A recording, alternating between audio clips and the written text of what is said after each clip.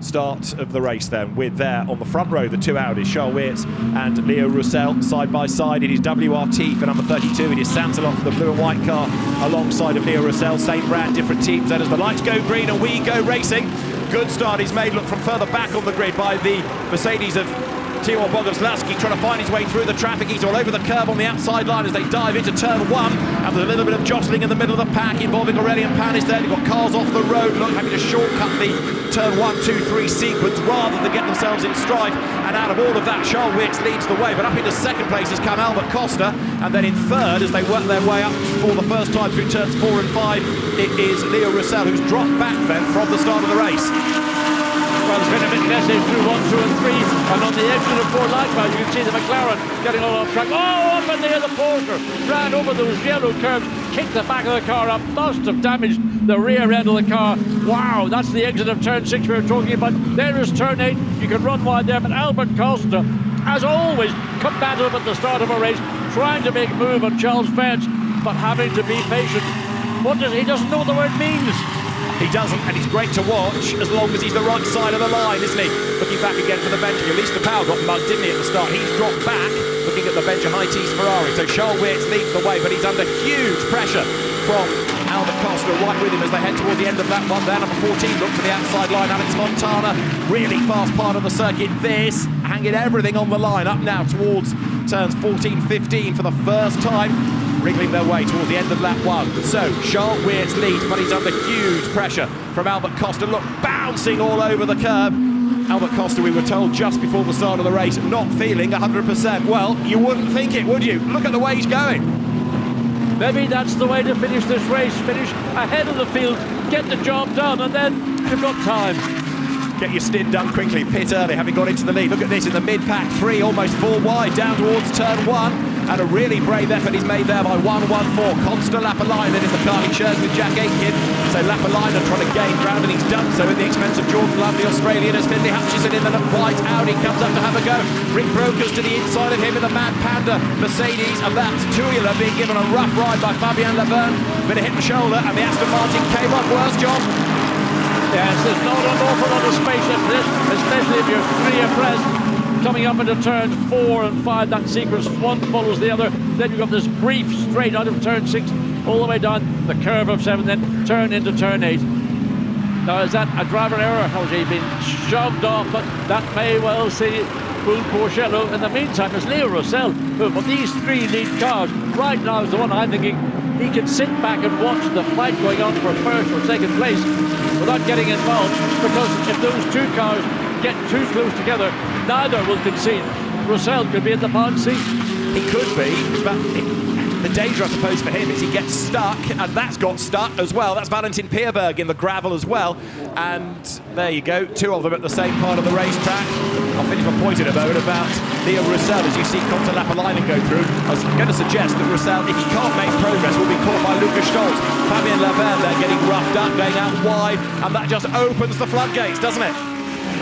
To be able to get those 2 cars, the Mercedes and the Ferrari, removed safely from the gravel traps. Well, there we see the 93 Ferrari getting tagged. The Porsche coming out of turn 6 was pushed out wide and went over the yellow, those sort of donut type curves.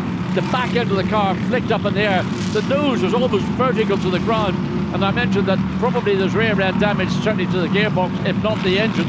You've just got to be patient, think about it, work it out, just as Albert Costa's doing. What can I do with the Audi? The Audi has been the dominant brand so far here this weekend in all the testing, the practicing and the qualifying. But look, how close can he get into turn 1? Against for Leo Roussel having to defend, but Lucas Stolz trying to go up the inside, forces the issue, and also watch Jim Pla. He's going to try and get a bit of the action as Roussel had to compromise his exit coming out of turn 3. And Pla goes to the inside here, look, coming up towards turns 4 and 5, can't do it there. Aurelian Panis is right with them, out wide goes Roussel, and Panis gains 2 places, brilliant opportunistic move. Jim Pla gets 1 of them at least, and down 2 falls Leo Roussel. You could see that coming, couldn't you, as he was just on the wrong line for turn 4. So let's keep an eye and see up until the point where both will be forced in to make the respective driver changes. But in fact, both 2 Lamborghinis have come to, in the case of Albert Costa handing over to Norbert Siedler. That is an important pit stop. It's a very early pit stop and putting a lot of responsibility in the hands of Norbert Siedler. Come on, get the car rolling. Oh, what's the problem? Is stop, go, was that bad information? And that has cost them loads and loads of time. Now, let's just get back to this battle. Konstantin Tereshchenko is under attack from Ben Barnicoat in the McLaren, who comes up to the outside line. Is he going to be able to drive all the way around the outside of the Mercedes? No, he's not. The door is open. Rochiro Tomita tries to get up on the inside line as well. Look, they're in the WRT Audi. Fantastic racing. Ben Barnicoat on the outside line. Ben, a big fan of and an occasional race winner in Bristol Formula 1 stock cars, needs to get his elbows out here, otherwise he's going to lose ground. At 88, Raffaele Marciello is another man on the mission, John. Yes, indeed. So that was very nip and tuck. But Barnicoat's got the inside line into turn 8 and he can consolidate. He can allow the McLaren to sweep out and force the Audi to back out of it. But watch Raffaele Marciello. He is the driver of this quartet of cars that always finds a space. If he doesn't find it, he makes it. Up the inside, wow, a bit of hip and shoulder there from the Lamborghini, and that is Ricardo Feller. And he didn't really offer any alternatives. And coming through, contact, and that's what happened. So the Bentley and the Aston getting together in turn 16. So 107 Bentley is in the gravel. Pierre-Alexandre Jean being tagged into that. We saw the Aston Martin rejoin, but it is off again, probably with left front damage there because the car does not want to turn. And so the Aston is trying to get out of the gravel, but if the Bentley is stuck in the gravel at turn full 16, course yellow in 20 seconds. which is the one that brought out the safety car. Right, look at this. Verviche versus Haas, the two Audis absolutely side by side for third place, but Fred Verviche just hangs on to the position, or does he? Well, he's got the position right now. It's who comes off turn 10 quickest, but Christopher Haas is on the inside coming down the straight. Fred Verviche moving over to the middle of the racetrack. Can he consolidate? No. Good effort by Christopher Haas. Did a great job. He did all those hard yards going into turn 9 and then in the exit of turn 10 and has made up a position. Good racing between the two Audi drivers. Right, what about Raffaele Marciello? He's up into 7th after Norbert Siedler ran out wide and lost ground. So Marciello with a massive bite of curb there, tries to get past his teammate Konstantin Tereshchenko. Couldn't do it coming out of 8 up towards 9. Goes for the outside. He's not going to go all the way around the outside, surely. Well, he's going to try. Can he get the cut back to the inside line coming off the corner? Go for it, Raffaele.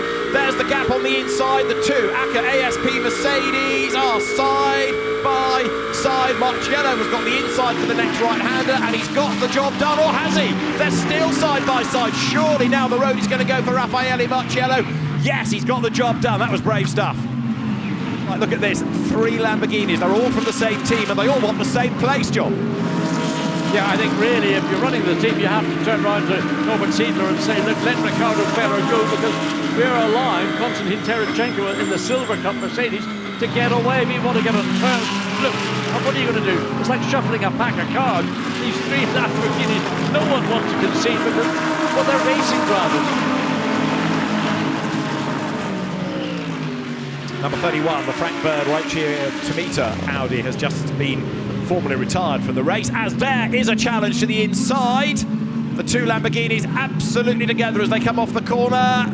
The trade of places happens. So 114 moves through. Jack Aitken goes ahead of Norbert Siedler now, and the danger out of all of this is that Kelvin van der Linde gains ground as well. Look in the number 30 Audi, that's another car absolutely flying.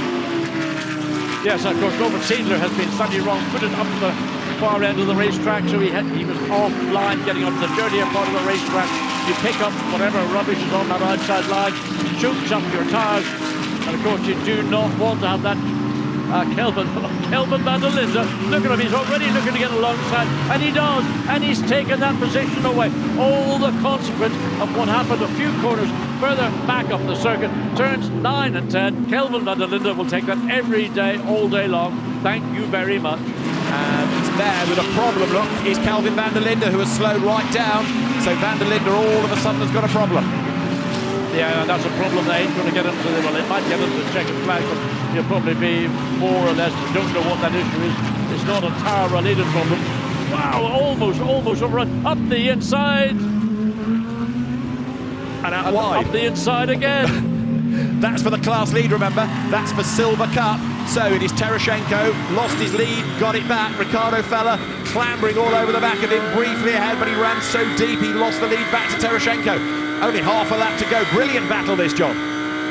Yes, it was. I mean, that was a big move by Ricardo Feller. He was so late in the brakes, he couldn't slow the car down. Tereshchenko saw it and made the easy undercut back on off the inside as Feller was trying to regroup. But now, still, with 2 corners remaining, 3 corners, Feller hasn't given up. Ooh, contact there. That's going to unsettle the Mercedes. The race leader is heading up towards the line. There is the checkered flag. Dries van Thor wins with Charles Weerts at Misano. Second, Lucas Stoltz and Mauro Engel. Third, Christopher Hauser comes across the line in the Audi shared with Leo Russell. And what's going to happen here in the Silver Cup? Feller has been shuffled back, hasn't he, by Jack Aitken. So as they come over the line, the Mercedes takes the win in the class, but Ricardo Feller on the racetrack lost a place to his teammate. Well, let's have a look at the provisional result then as they came across the line. Charles Weerts and Dries van Thor winning from Lucas Stoltz and Mauro Engel, with Leo Russell and Christopher Hauser taking third.